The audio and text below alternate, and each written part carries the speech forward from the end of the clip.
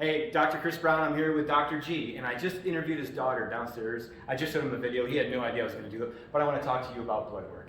So we've introduced blood work over the last year to our practice members, Chiropractic First, and when most people come into our office, they're wondering, blood work at a chiropractor, why? Well, we do x-rays, why? We want to test and not guess. We do nerve studies, why? Because we want to test and not guess. Blood work. So if somebody has deficiencies, if they have toxicities, how does that affect their ability to express health and get the best results from Chiropractic First? You know, one of the things we know about chiropractic care is that it helps turn your nervous system on, right? If we're going to increase the activity of a system in your body, that system is going to need fuel, and that fuel gets delivered in your blood chemistry. Right. And now more than ever, we are a toxic culture, right? Yeah. I mean, we're here in Dallas, Texas. This morning, my wife was wonderfully healthy and blessed.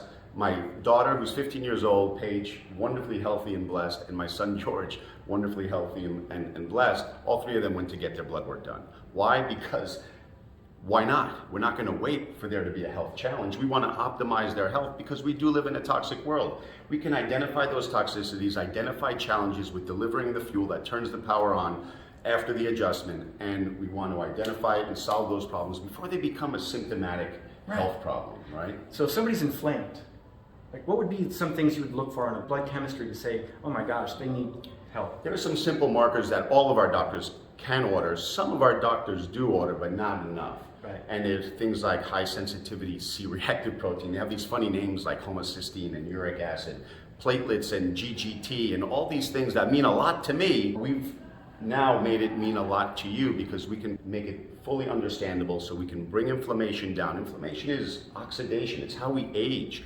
We don't want to age faster than we're supposed to. God meant us to age at a certain speed, and why would we want to speed that up? As a matter of fact, we would like it to go as slowly as possible. And all chronic disease has what in common? The inflammation. That's just one thing you look at. You look at 8 different systems. Eight right? different categories. We break up the body into fuel, so there's oxygen and glucose, right? It's kind of like putting air and gasoline into the engine of a car.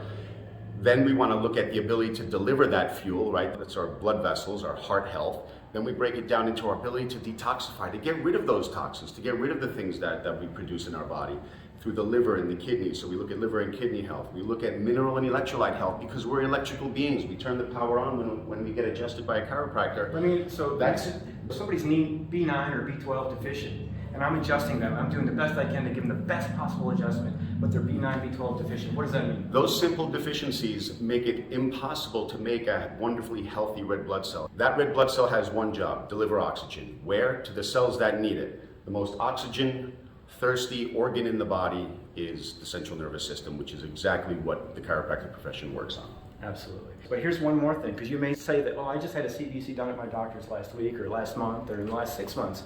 The difference between what I've seen, what you've done, is you look at all those systems and how they inter-regulate and interwork with each other and identify what the primary stressors may be, address those stressors to eliminate, reduce the cause. I've seen, in my wife alone, who was autoimmune hypothyroid.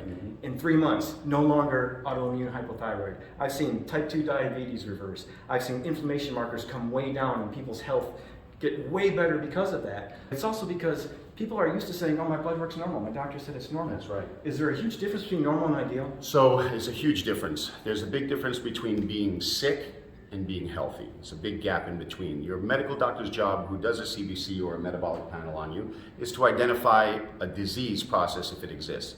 Our job is to identify how healthy you can be. How many times have you had your doctor say, oh, everything is fine on your blood work, and you're like, but I'm tired, and I'm fatigued, and I can't think straight, or whatever the story might be.